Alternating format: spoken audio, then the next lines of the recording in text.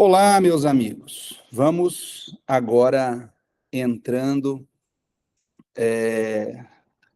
já num tema, né, num bloco muito importante e que é um ponto do edital que vai ser muito cobrado e, aliás, é um ponto muito extenso, na verdade.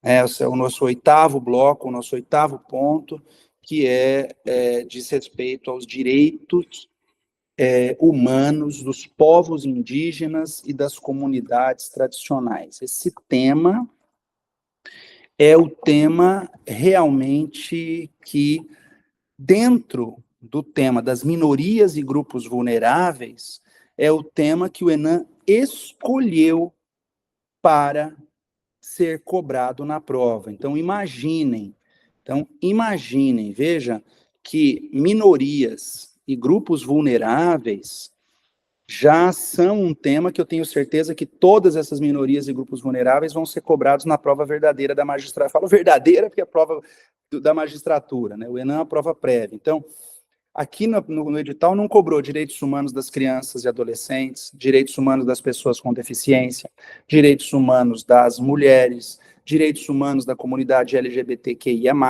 direitos humanos dos consumidores,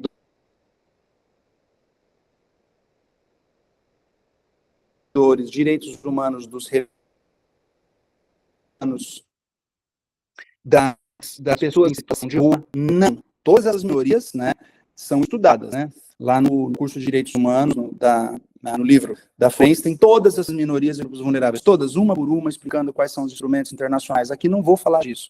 Só uma minoria e grupo vulnerável, povos indígenas e comunidades tradicionais, povos originários. Tá? Então, veja, o ENAM não tratou de direitos humanos das mulheres, crianças, idosos, pessoas com deficiência, pessoas em situação de rua, refugiados, consumidores, não tratou de todo o plexo das outras minorias e pediu só a questão dos povos indígenas e das comunidades tradicionais. Então, portanto, eu acho que esse é um tema que é caro, né, para o direito brasileiro, e é caro para a magistratura nacional cuidar dos povos indígenas e cuidar das comunidades tradicionais, e, portanto, por isso que, dentre todas essas minorias e grupos vulneráveis, esse tema dos povos originários ele foi o eleito para constar no edital do Exame Nacional da Magistratura. Bom, vamos começar primeiro falando o que é minoria e o que é grupo vulnerável, e depois entender toda essa questão jurídica, essa problemática envolvendo direitos dos povos indígenas e das comunidades tradicionais. Bom, como eu disse, né, além de povos indígenas e comunidades tradicionais, minorias e grupos vulneráveis são mulheres, idosos, pessoas com deficiência, comunidade LGBTQIA+, consumidores, pessoas em situação de rua, refugiados, etc. Essas categorias elas estão hoje no centro da proteção internacional de direitos. Tem uma pequena diferença entre minoria e grupo vulnerável, mas no fundo isso acaba, para as provas isso acaba se confundindo, tá? A gente fala minorias e grupos vulneráveis. Técnica, eu vou passar aqui qual é a diferença.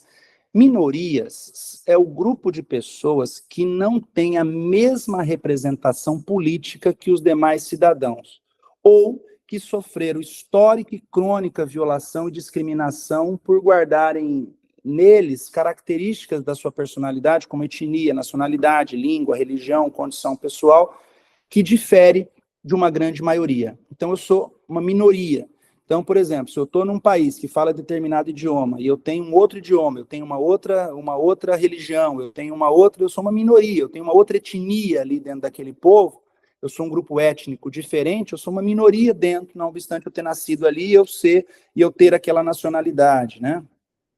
Ou eu ter outra nacionalidade, ser um migrante, ser um estrangeiro. Então, eu sou uma minoria nacional, eu sou uma minoria étnica, eu sou uma minoria religiosa. Isso é minoria. Grupo vulnerável é uma coletividade mais ampla de pessoas que está a necessitar uma proteção especial em relação de certa fragilidade sua. Mulher, idoso, criança, adolescente, pessoas com deficiência, consumidores. Então, veja a diferença, de minoria para grupo vulnerável. Porém, esses conceitos se confundem muito, eles acabam tendo uma interseccionalidade aí também, e hoje a gente acaba falando, porque, veja,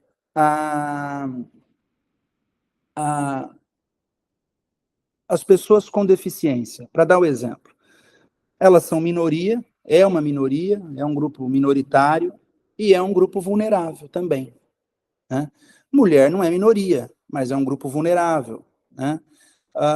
O refugiado é uma minoria e é um grupo vulnerável. Então, às vezes o conceito confunde, às vezes não confunde, mas a gente está falando tudo no mesmo âmbito. Vocês vão ver aí que a própria doutrina diz isso. Há esse conceito técnico entre minoria e grupo vulnerável, como eu acabei de explanar, mas no fundo, muitas vezes se confundem, porque não raras vezes as minorias também estão em situação de vulnerabilidade, tá?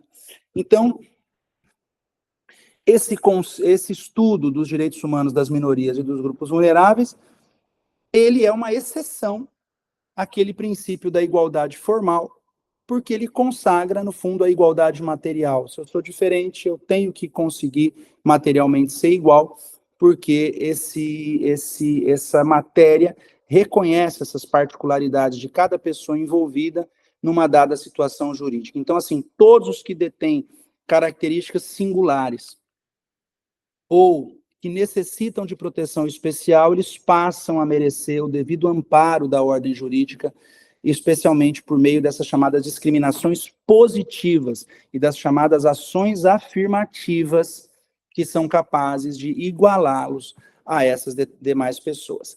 Dentre esse grupo minoritário e vulnerável, o edital escolheu os povos indígenas e comunidades tradicionais. Vamos, então, falar desse grande tema, importante tema do direito brasileiro. Os povos indígenas e as comunidades tradicionais, até pouco tempo, né, já tem um pouquinho de tempo, mas eram no Código Civil de 1916, isso perdurou até o ano de 2002, com a entrada em vigor do atual Código Civil, eles eram considerados relativamente incapazes. Você lembra disso, né? Dizia assim, que são relativamente incapazes, os pródigos e os silvícolas. Hoje, os direitos dessa categoria de pessoas,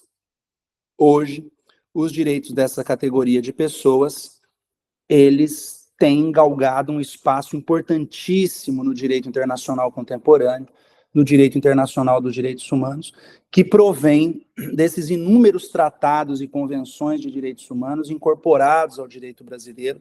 O edital pede a Convenção 169, que nós vamos falar, sobre povos tribais, né? É também um conceito importante de povos indígenas e povos tribais, né? Você fala assim, mas eu falo povos indígenas. Não, mas a convenção para povos tribais também, tribos do norte do Canadá, do norte do Alasca, há tribos no seio africano, né? Então, por isso que ele fala povos ou também povos tribais ou semitribais, que ainda existe. Então, a convenção da OIT, a 169, ela trata desse aspecto, nós já vamos falar daqui a pouco, mas o que interessa agora é dizer que houve uma avalanche de tratados internacionais dando proteção especial para esses povos e essas comunidades. E a proteção especial que os povos indígenas e as comunidades tradicionais obtêm no direito internacional contemporâneo decorre do fato de eles poderem ingressar no âmbito da proteção, no âmbito de proteção restrito dos direitos individuais por sua própria natureza, por sua própria singularidade. E, além de a proteção individual que cada um desses seres humanos tem, que cada um desses seres humanos guarda, os grupos também, porque falou os povos indígenas, as comunidades tradicionais, eles também têm no sentido coletivo, porque eles têm a tutela do direito internacional dos direitos humanos enquanto comunidade que eles têm, né?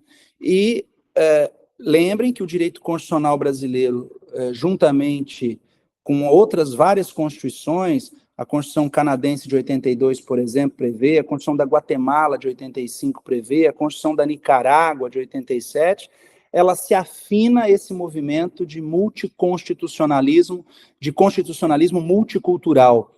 Existe um constitucionalismo multicultural. O Brasil adota o constitucionalismo multicultural, o que é isso? Que preza e aceita a multiculturalidade, aceita que nós somos plúrimos, que nós somos plural em termos culturais. E isso é importante para a proteção das minorias e grupos vulneráveis.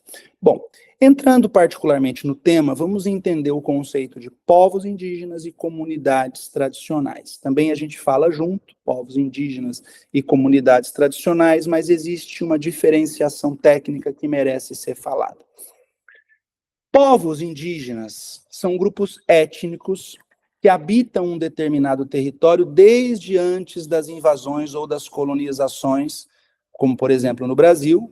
Os indígenas estavam aqui antes do descobrimento, antes da grande colonização, e que continuam a desenvolver a sua maneira própria de vida, com as suas manifestações próprias culturais, com os seus hábitos próprios, e eles ainda se mantêm distintos de outros setores da sociedade que atualmente vive no mesmo espaço, no mesmo território brasileiro. Então, são grupos étnicos que já habitam um determinado território muito antes do país ter sido descoberto, o Estado ter sido, o país ter sido descoberto e ter sido depois colonizado, se tornar Estado, e que continuam ali mantendo, hoje a duras penas, mantendo as suas tradições, os seus costumes, os seus hábitos e a sua relação própria, espiritual, com aquela terra e com aquele sentimento de pertencimento àquele determinado locus. Isso são povos indígenas.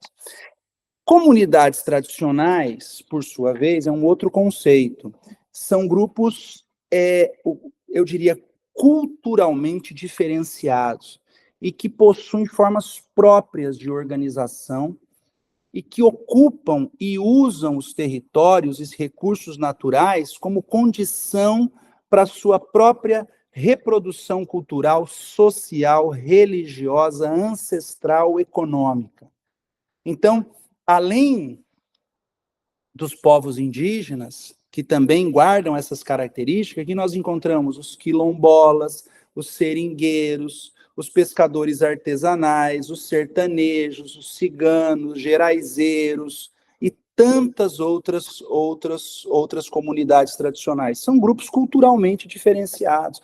Eles possuem formas próprias de organização social, ocupam territórios e recursos naturais como condição para a sua sobrevivência cultural, social, religiosa, ancestral, econômica, tem uma culturalidade própria.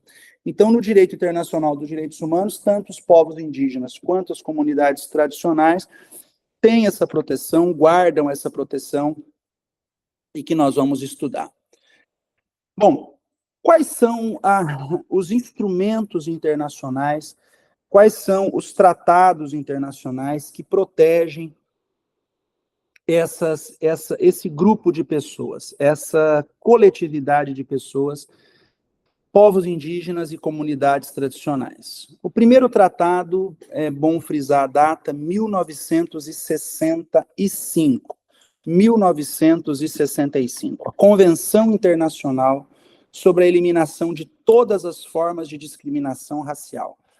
É o primeiro mecanismo ainda vigente relativo à proteção das populações indígenas e das comunidades tradicionais, porque ela repudia qualquer tipo de discriminação racial. Então, também se aplica aos povos indígenas e também se aplica às comunidades tradicionais. E lá no artigo 1º da Convenção de 65, ela vai definir o termo discriminação racial. Ela vai dizer que discriminação racial é qualquer distinção, exclusão, resistência ou preferência fundadas na raça, na cor, na dependência, na origem nacional ou étnica, que vai impedir o exercício dos direitos humanos e das liberdades fundamentais. Então, é evidente, o conceito de discriminação, ora compreendido, abrange a discriminação de pessoas em relação à cor da pele, em relação à sua pertinência a determinado grupo étnico, ou a um povo indígena, ou a uma comunidade tradicional. Então, portanto, é um instrumento eficaz na salvaguarda desses direitos.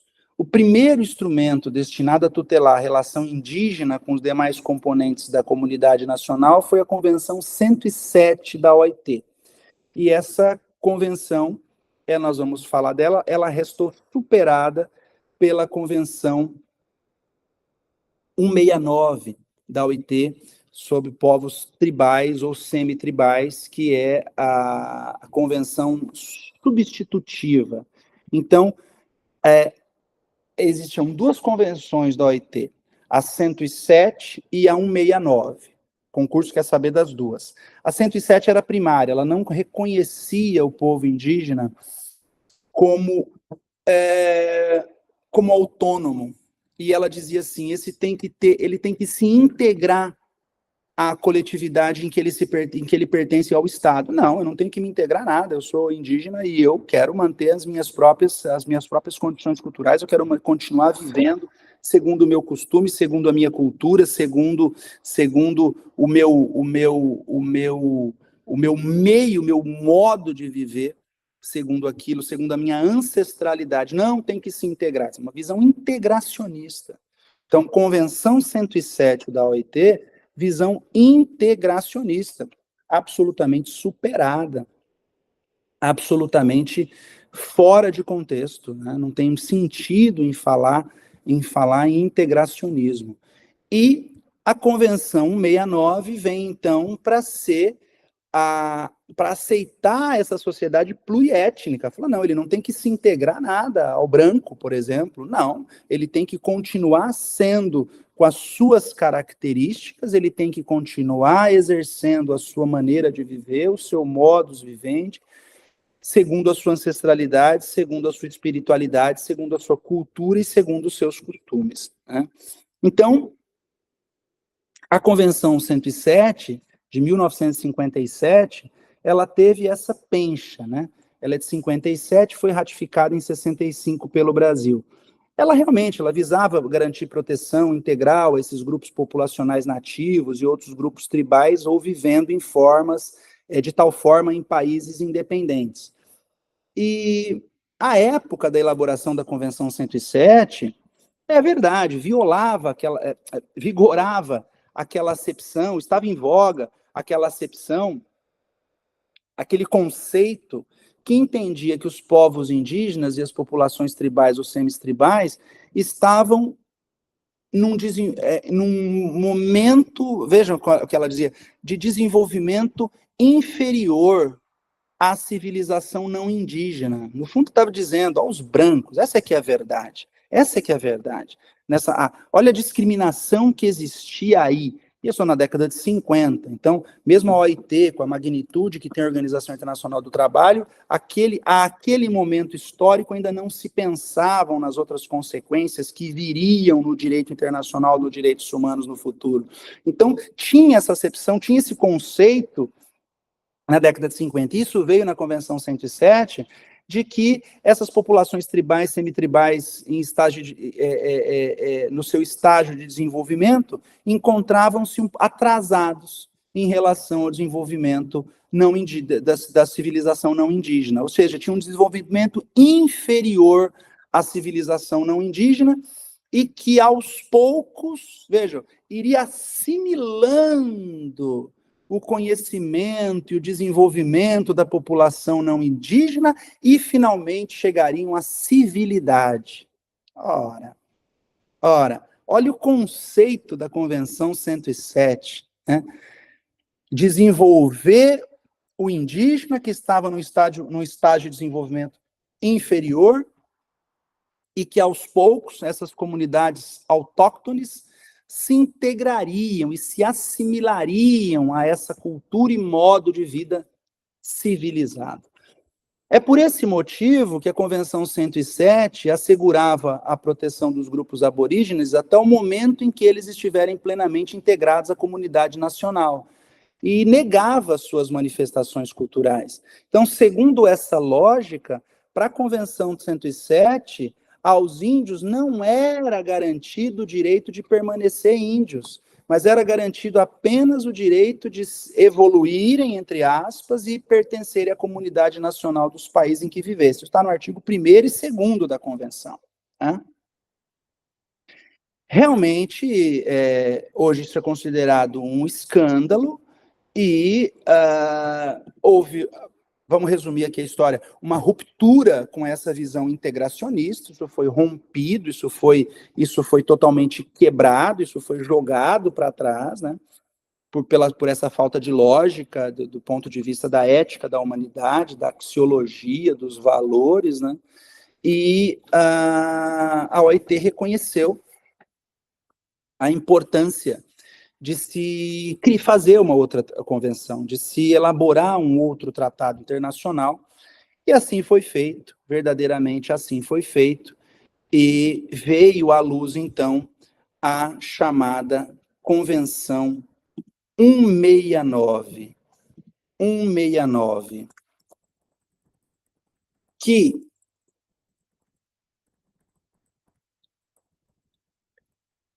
quebra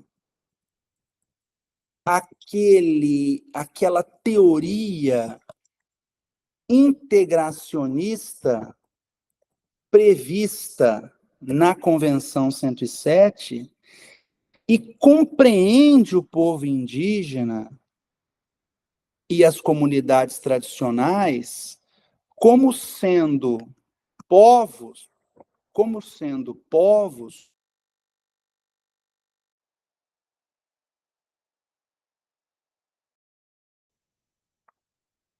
E a Convenção 169, então, ela vai nos colocar uma nova visão. Ela vai mudar completamente essa maneira de pensar da Convenção 107 e ela vai agora progredir para o entendimento de que o povo indígena, a comunidade tradicional, deve viver numa sociedade pluriétnica. Então, nós passamos de uma visão integracionista para uma visão de uma sociedade pluriétnica. E o que diz a Convenção 69? Está em vigor no Brasil, ratificada no Brasil e, portanto, deve ser observada. A Convenção 69, ela concretiza as aspirações dos grupos indígenas e comunidades tradicionais de conservarem suas próprias instituições sociais, econômicas, culturais e políticas e de terem respeitado o seu estilo de vida, o seu modo de viver, a sua integração com o ambiente e, principalmente, a espiritualidade que mantém na Terra. Hoje existe o conceito no direito internacional dos direitos humanos de dano espiritual. E esse conceito de dano espiritual ele é muito importante porque ele vem ao encontro de uma aspiração de longa data importante que os povos indígenas e comunidades tradicionais têm apresentado perante o direito internacional. O artigo 1º da Convenção 69, ele disciplina o âmbito de aplicação da Convenção e ele vai dizer que a Convenção se aplica, artigo 1º-A, aos povos tribais em países independentes, cujas condições sociais, culturais e econômicas os distingam de outros setores da coletividade nacional e que estejam regidos total ou parcialmente por seus próprios costumes, tradições ou legislação especial. E na letra B, aos povos em países independentes, considerados indígenas pelo fato de descenderem de populações que habitavam o país ou uma região geográfica pertencente ao país na época da conquista ou da colonização ou do estabelecimento das atuais fronteiras estatais e que, seja qual for a sua situação jurídica, conservem todas as suas próprias instituições sociais, econômicas, culturais e políticas, ou parte delas. Então, perceba, ele fala de povos tribais e povos indígenas. Ela diferencia duas categorias de povos, os tribais e os indígenas. Qual é a diferença? Os povos tribais são aqueles cujas condições sociais, culturais e econômicas os diferenciam de outros setores da coletividade nacional. E eles estão regidos pelos seus próprios costumes, tradição, legislações especiais. Os segundos, povos originários de populações que habitavam o país ou uma região geográfica pertencente a esse país antes da conquista ou da colonização, são os povos indígenas, como ocorre no Brasil. E dentre os direitos garantidos pela Convenção relativamente a esses povos e a essas comunidades tradicionais, vai merecer um especial enfoque, esse é uma polêmica, pode ser que isso caia numa prova, o direito de propriedade. Por que é uma polêmica? Porque a Constituição diz que a propriedade das terras habitadas tradicionalmente pelos índios, elas têm a posse da terra, mas a propriedade é da União. E aqui, o tratado prevê a propriedade do povo originário. Tem um conflito direto entre Tratado Internacional de Direitos Humanos. Lembra que eu disse que é muito difícil ter conflito direto? Esse é um dos raros exemplos. Direto entre a Convenção e o Tratado. Na Constituição, artigo 20, inciso 11º,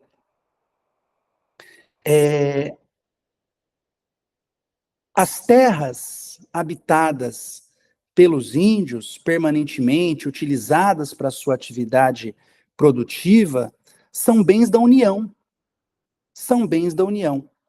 E para a OIT, os governos deverão adotar medidas para salvaguardar o direito dos povos interessados de utilizar a terra que não estejam exclusivamente ocupadas por eles, mas as quais tradicionalmente tenham tido acesso para suas atividades tradicionais e de subsistência.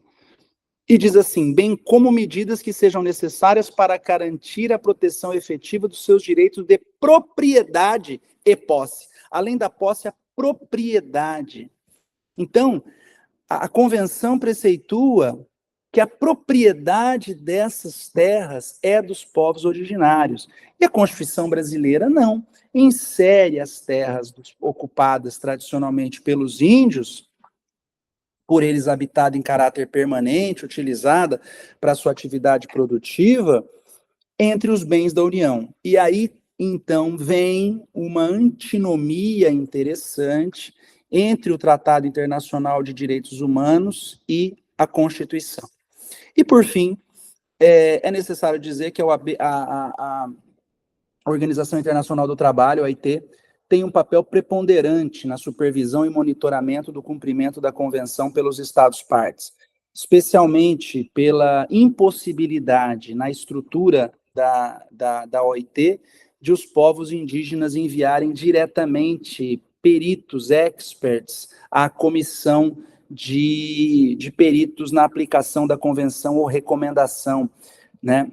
Os povos indígenas, eles não têm dentro da estrutura da organização, ela é estados, representantes dos estados, empregados e empregadores. Ela não tem na estrutura a possibilidade de os povos indígenas enviarem as suas demandas por meio de especialistas também à comissão de experts. Ela não previu essa possibilidade. E isso acaba também, de certa maneira, prejudicando essa demanda de não cumprimento da convenção. Não é cumprida a convenção, o povo indígena fala, eu vou mandar uma demanda para a comissão de expert, ou vou mandar um próprio especialista para a comissão. Não pode. Então, o Estado é que deveria fazer isso em nome dele e, consequentemente, muitas vezes não faz, né? O que importa saber é que a Convenção 69, ela inova, né, em instituir vários novos critérios que a Convenção 107 não colocava. Um desses critérios é o critério de autoidentificação indígena ou tribal para fins de atribuição dos direitos, pelo qual caberia à própria comunidade se autoidentificar enquanto indígena. E ela diz ainda que não pode nenhum Estado ou grupo social negar-se a esse autorreconhecimento. Destaque o seguinte no Brasil. Há um decreto em nosso país, o 4887, 4.887 de 2003. É de 20 de novembro, 20 de 11 de 2003, o decreto 4887, que regulamenta o procedimento para identificação, reconhecimento, delimitação, demarcação e titulação das terras ocupadas por remanescentes das comunidades dos quilombos, de que trata lá o artigo 68 do ADCT, deem uma olhada. E, igualmente, esse decreto também se utiliza do critério da autoidentificação para determinar os grupos quilombolas, a comunidade quilombola, tá? Então, é importante a Convenção 69, é um marco, ela prevê vários direitos dos povos indígenas e tribais, ela já houve propostas no Brasil de alguns deputados de revogar essa convenção, essa convenção ela tem uma maneira própria, ela tem uma metodologia própria de denúncia. Isso é um desserviço ao direito brasileiro, nós temos que ter muito cuidado. Há intenções de derrubar, de acabar com a Convenção 69, é uma convenção de garantia, foi conquistada a duras penas e ela está em pleno vigor no Brasil. Está em pleno vigor no Brasil. Convenção 169, portanto, da OIT. Entre os direitos que ela garante, gozar plenamente os direitos e liberdades fundamentais sem obstáculos ou discriminação, artigo 3º, direito às instituições, bens, culturas e meio ambiente, artigo 4º, reconhecimento e proteção dos valores e práticas sociais, culturais, religiosas e espirituais, artigo 5º, a respeito à integridade dos seus valores, práticas e instituições, artigo 5º-B, direito dos povos indígenas, a consulta prévia, isso é importantíssimo, eu tenho certeza que vai cair em algumas das provas, direito à consulta prévia, livre e informada, anotem, direito à consulta prévia, livre e informada dos povos indígenas, ou seja, o direito de serem previamente consultados, mediante procedimentos apropriados e, particularmente, por meio das suas instituições representativas, cada vez que sejam previstas medidas legislativas ou administrativas capazes de afetá-los diretamente. Está no artigo 6º, parágrafo 1º, a linha A. Sempre que tiver uma medida legislativa ou administrativa no país capaz de afetar o labor desses povos e comunidades, eles têm que ser consultados previamente, uma consulta prévia, eles têm que ser ouvidos, e não é fazer enquete na internet, como às vezes o parlamento faz, eu acho... Não, mesmo porque exigir internet, tem que ter consulta verdadeira, ir ao local, conversar com a comunidade, consultar, ter ali os representantes das instituições, ou seja, coisa séria e que deve ser levado a sério. Outros direitos, direito de escolher suas próprias prioridades no que diz respeito ao processo de desenvolvimento, as suas crenças, instituições, bem-estar espiritual, o direito de controlar o seu próprio desenvolvimento econômico na medida do possível, social e cultural, artigo 7º, direito de serem considerados os seus costumes, seu direito costumeiro na aplicação da legislação nacional, artigo 8º, dentre tantos outros direitos. E lembrando de que essa convenção, estando em vigor no Brasil, ela é paradigma do controle de convencionalidade das leis. Então, todas as leis e normas do direito interno, pelo Supremo, ela tem nível supralegal, nós já vimos isso na teoria do Supremo Tribunal Federal até então, e elas são paradigmas do controle de convencionalidade. Portanto, todas as leis ou atos normativos do poder público, leis, decretos, regulamentos, etc., normas internas que violarem a convenção são paradigmas de controle de convencionalidade e devem ser assim decididos pelo Poder Judiciário Pátrio. E já caminhando aí da metade para frente para a gente entender os marcos atuais hoje da proteção dos direitos dos povos indígenas e comunidades tradicionais. Além dessa Convenção 107, né, e da Convenção 169, né? Lembrando apenas que a Convenção 169 está em vigor desde 5 de setembro de 91, tá? Só para anotar esse finalzinho, a Convenção 69, desde 91. E ela entrou em vigor no Brasil em 2002. Ela foi ratificada e promulgada em 2004. Então, 2002, ratificada, né? E demorou aí quase 2 anos, 2004, 7 de 2002 e 4 de 2004, pelo decreto 5051, o Brasil promulgou a Convenção 169, faltou referir a isso. Então, essa convenção está plenamente em vigor. Além dela, há outros marcos atuais.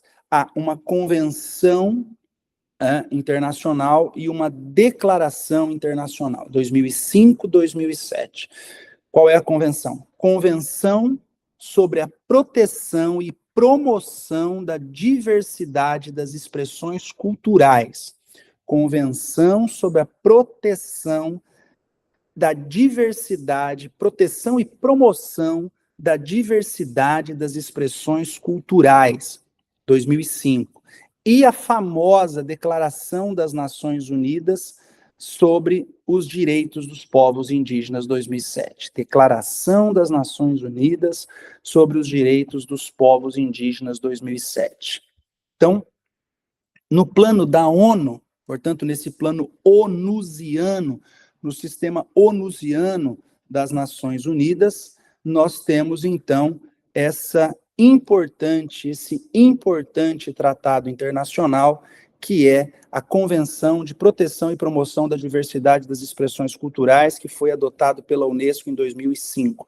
Ela reconhece essa importância dos sistemas de conhecimento das populações indígenas e sua contribuição para o desenvolvimento sustentável, assim como a necessidade de assegurar sua adequada proteção e promoção, levando em conta também a importância da vitalidade das culturas para todos, incluindo as pessoas que pertencem às minorias, os povos indígenas, e o meio de favorecer o seu próprio desenvolvimento. Então, é um marco. Porém, o mais recente, que pela data já não está tão recente assim, mas é o mais atual, é uma declaração que a ONU fez e que faltava, na verdade, para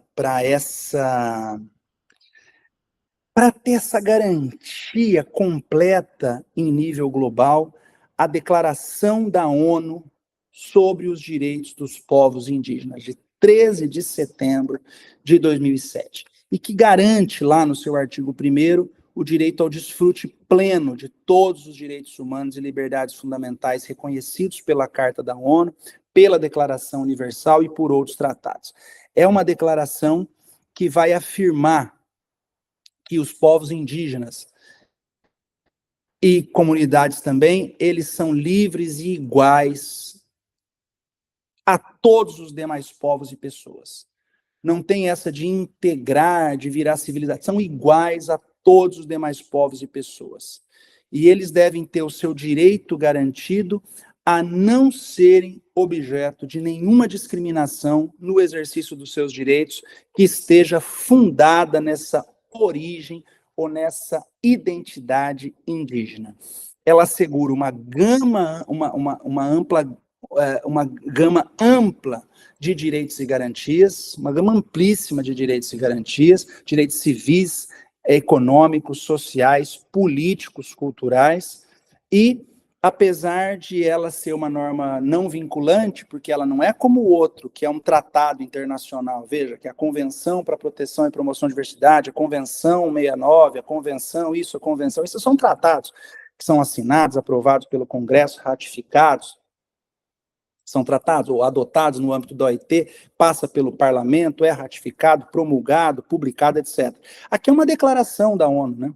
É uma declaração. Então, a doutrina entende que ela não tem essa força vinculante, porque ela não é um tratado, ela é uma norma de princípios, mas, apesar dela não ser vinculante para os estados, essa declaração, ela não é possível que ela não tenha nenhuma eficácia. Então, ela tem que ter, sim, um poder de impactar nas atividades estatais, com certa dose de eficácia, quando for invocada, apresentando-se, então, como uma plataforma emancipatória das populações indígenas e das comunidades tradicionais. E interessante notar é que, no plano regional, existe a Declaração Americana sobre os Direitos dos Povos Indígenas, que foi adotada pela Assembleia Geral da OEA em 15 de junho de 2016. Então, a partir de então, foi possível ao sistema regional interamericano também dialogar com o sistema das Nações Unidas no que tange à proteção dos direitos indígenas, complementando aí sobremaneira as garantias já asseguradas em nível global. Bom, o ponto final nosso será a proteção dos povos indígenas na jurisprudência da Corte Interamericana. Primeira coisa que nós temos que esclarecer todos têm que pegar e ler as sentenças da Corte Interamericana. Tem que ir ao site da Corte Interamericana. Depois tem as obras que já deixam isso um pouco mais prontas, né? Eu publiquei um livro há algum tempo atrás, ele ainda está... É a jurisprudência internacional dos direitos humanos, né? Então, são os casos da jurisprudência internacional e que a gente resumiu esses casos, tá? Todos os casos resumidos por temas, então, desaparecimentos forçados, anistias latino-americanas, direitos dos povos indígenas e comunidades tradicionais, direitos humanos em empresas, etc. Então, lá tem a grande maioria dos resumos. Mas os casos mais atuais, os casos desse ano, os casos que vão acabar vindo, precisa frequentar o site da Corte Interamericana, Corte IDH, e, na verdade, ler, se baixar essa sentença, ler essa sentença naquilo que interessa o objeto do nosso estudo, né? Muitas das sentenças estão em espanhol, mas o CNJ e várias instituições brasileiras já fizeram uma tradução de grande maioria desse material, vocês também encontram em língua portuguesa. Mas o que é interessante, o que eu preciso dizer aqui é que os povos indígenas no sistema interamericano, eles têm uma proteção especial. A Corte Interamericana decidiu vários e vários casos relativos a povos indígenas e comunidades tradicionais, mas vários, né? Então, eu poderia citar o caso da comunidade Mayagna Awastigni versus a Nicarágua, de 2001, o caso comunidade indígena Iaquiaxa versus o Paraguai, de 2005, o caso comunidade indígena Chacmoc Kazakh versus Paraguai, de 2010, o caso dos povos Calinha e Locono contra o Suriname, de 2015. Esses casos fazem uma evolução de jurisprudência, né? Vou repetir: Mayagna Awastigni, Nicarágua, 2001, comunidade indígena Iaquiaxa versus Paraguai, 2005, comunidade indígena Chacmoc Kazakh contra o Paraguai, também em 2010, povos indígenas Calinha e Locono versus Suriname, em 2015. Mas esses são os paradigmas, há inúmeros outros, dezenas de casos indígenas. Esses casos, a Corte Interamericana, ela começa a evoluir na sua jurisprudência, né? Então, primeiro, reconhece aos povos indígenas a propriedade coletiva das terras tradicionalmente ocupadas, a título de tradição comunitária.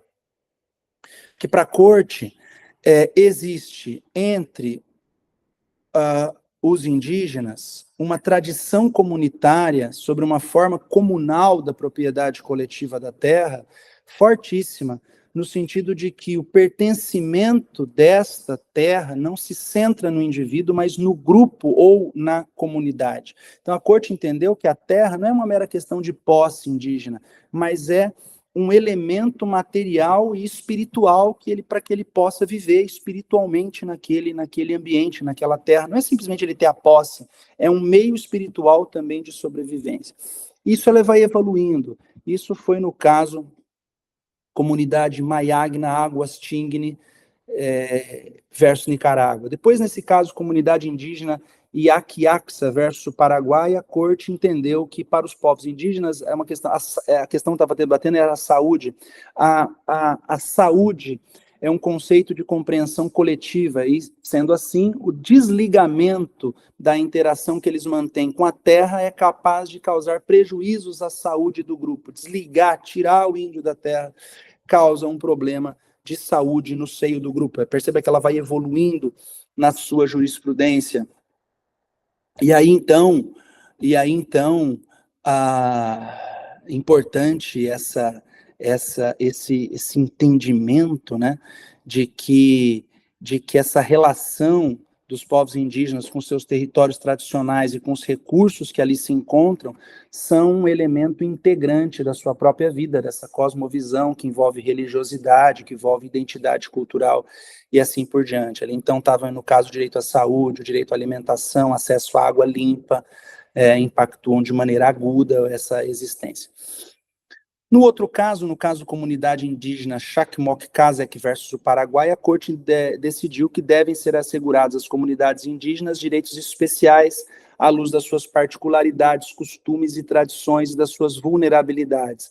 Então, também aqui era um caso de saúde das crianças, né? A saúde das crianças supõe diversas medidas de proteção, práticas sanitárias, desenvolvimento e identidade cultural de meninos e meninas do grupo, né? Garantia de proteção essencial aos direitos dessas pessoas extrema vulnerabilidade, né? Membros de comunidade com extrema falta de recurso. Também o direito internacional de direitos humanos ele se preocupa, principalmente também nos outros casos que vocês vão analisar, e isso vai ser muito nítido quando lerem as decisões, que esses casos em que indústrias extrativistas e grandes obras de infraestrutura, né, ingressam ali nessa parte de terras indígenas, isso também tem um impacto negativo que tem que ser recomposto aí pela ordem estatal, e assim por diante. E aquele último caso, povos Kalini e Locono versus Suriname, a Corte também bate nessa tecla, reconhece a personalidade coletiva dos povos indígenas, reconhece o direito de ostentarem os títulos de propriedade, veja, isso é a nossa Constituição, então é inconvencional. A norma que garante as terras indígenas como bens da União, ela é constitucional, mas ela viola os tratados, ela é inconvencional e a jurisprudência do texto. Como resolver isso no Brasil? Não chegou ao Poder Judiciário isso ainda. Como que ele vai se comportar? Né? Reconhece a tradição comunitária sobre a propriedade da terra, reconhece esse sentido de pertencimento do grupo, né? E principalmente a espiritualidade que o grupo tem dentro dessas terras tradicionalmente ocupadas por eles. E aqui, importante aquilo que eu já me referi, a consulta prévia, livre e informada. Aqui dentro desse caso, também a Corte Interamericana, ela entendeu que os povos indígenas, eles têm o direito de participação efetiva nas tomadas de decisão. Ali estava em questão a concessão para extração e exploração de minério nas áreas tradicionalmente ocupadas pelos índios. E não foi ofertado a eles essa consulta prévia do Estado para fins de exploração, desenvolvimento ou investimento. É claro que eles iam dizer não. Então é possível perceber, em suma, essa preocupação do direito internacional dos direitos humanos com toda essa questão indígena. E trazendo isso para o Brasil, também evidente que nós devemos abrir os olhos para vários casos que têm ocorrido no Brasil e que isso, vez ou outra, também podem voltar a vir à luz, como, por exemplo, o caso da demarcação da terra indígena Raposa Serra do Sol, né? Então, também envolve questão da Convenção 69, isso foi julgado pelo STF em março de 2009, que incidiu na demarcação contínua de 1,7 milhão de hectares da reserva indígena localizada no estado de Roraima, né, de maneira como determinava uma portaria do Ministério da Justiça, e foi então, determinada a retirada dos não índios da região que passaria a pertencer apenas aos grupos indígenas. E esse caso teve vários desdobramentos no Supremo, teve vários andamentos, e importante também o caso da demarcação de terra. O certo é que, a verdade é que essas questões de demarcação de terra indígenas, elas ainda são complexas no Brasil, mas elas, se forem analisadas à luz do direito internacional dos direitos humanos e à luz das convenções que guardam aí, que compõem todo esse universo e todo esse marco protetivo, eu também tenho dúvidas se o Poder Judiciário local que tem feito um certo esforço para resolver esse problema, mas se está exatamente, estritamente seguindo, estritamente afinado, eu diria assim, com toda essa normativa internacional de proteção dos direitos humanos. E, por fim, vamos registrar mais uma vez que, mais recentemente, também já tem alguns anos, aprovou-se uma declaração, e faltava isso, uma declaração no nosso continente, uma declaração americana sobre os direitos dos povos indígenas, 2016. Portanto, um instrumento, como tinha o instrumento da ONU, né, a declaração da ONU, nós agora, a partir de 2016, também temos a nossa declaração da OEA, da Organização dos Estados Americanos, né? Quem tiver ali aí o manual do ENAM, o nosso manual de direitos humanos do ENAM, eu transcrevo aí a partir da página, no capítulo 14, no capítulo relativo aos direitos dos povos indígenas e comunidades tradicionais, né? No capítulo relativo, lá no finalzinho do capítulo, essa declaração americana sobre os direitos dos povos indígenas, que foi aprovado pela OEA. Essa declaração, ela representa um marco à proteção dos direitos dos povos indígenas no nosso continente, porque ela vai orientar como que os estados devem agir no monitoramento da proteção dos direitos de povos indígenas. Então, temas como participação dos povos indígenas nas tomadas de decisão do estado, sobretudo por esse dito consentimento prévio, livre, informado, temas ligados à livre determinação, à identidade cultural, temas ligados à terra, às terras, ao meio ambiente, aos recursos de que dispõem, todos esses temas foram tratados pela declaração.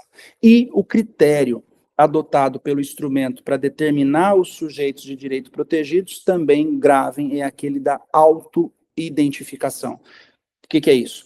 Cabe à própria pessoa ou comunidade se auto-identificar como indígena.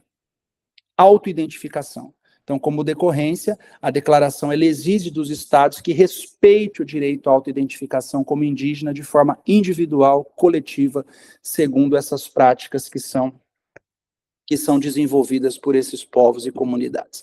Está aí, portanto, esse fundamento dos direitos, em largas linhas, dos direitos dos povos indígenas e das comunidades tradicionais, que eu tenho certeza que é um ponto importante que vai ser cobrado também. Findamos aqui, portanto, mais esse bloco com esse tema tão importante para o direito internacional de direitos humanos. E seguimos aos nossos 2 últimos blocos desse âmbito do ENAM, podendo, eventualmente, terem outros temas esparsos mais para frente. Até lá.